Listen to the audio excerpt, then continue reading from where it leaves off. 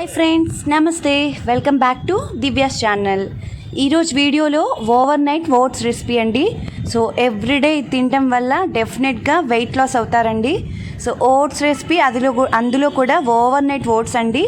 So ఇది preparation ఎలా చేయాలో ఇప్పుడు చూసేద్దాం.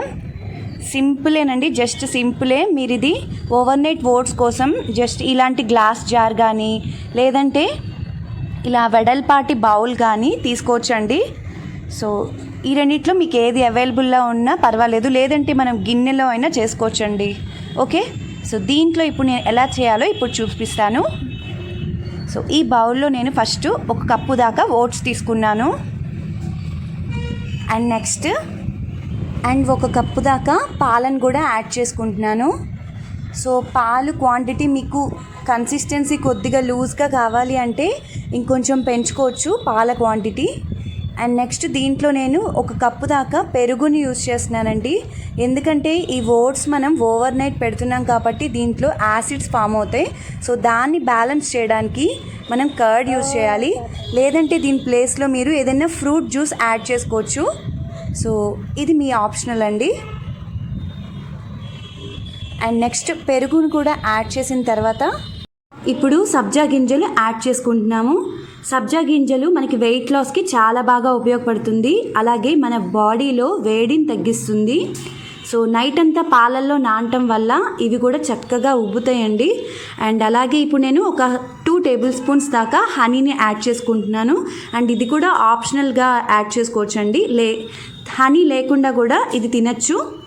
అండ్ నెక్స్ట్ మనం ఈ మిక్చర్ అంతా కూడా చక్కగా కలిపేసుకొని 6 to 7 అవర్స్ దాకా ఫ్రీజ్ చేసుకోవాలి. సో 6 to 7 అవర్స్ ఫ్రీజ్ అంటే మనకి నైట్ టైం అయితే బెస్ట్ అండి. సో అందుకనే దీన్ని ఓవర్ నైట్ ఫ్రీజ్ అని కూడా అంటారు. సో పాలని మనం యాడ్ చేస్తున్నాం కాబట్టి బయటే ఉంచితే విరిగిపోయే ఛాన్సెస్ ఉంటుందండి.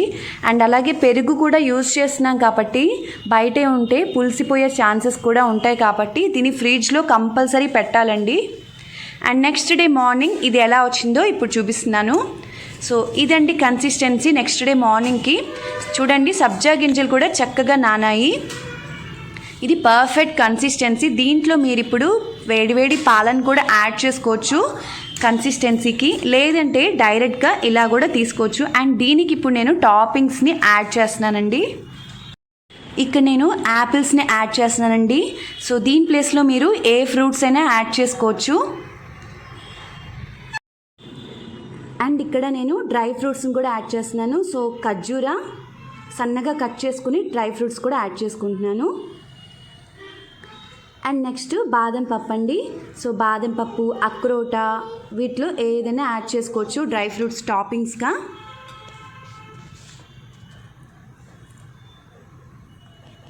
అండ్ దీని మీద ఇప్పుడు మనం దాల్చిన చెక్క పౌడర్ని యాడ్ చేసుకుంటున్నామండి, సినమన్ పౌడర్.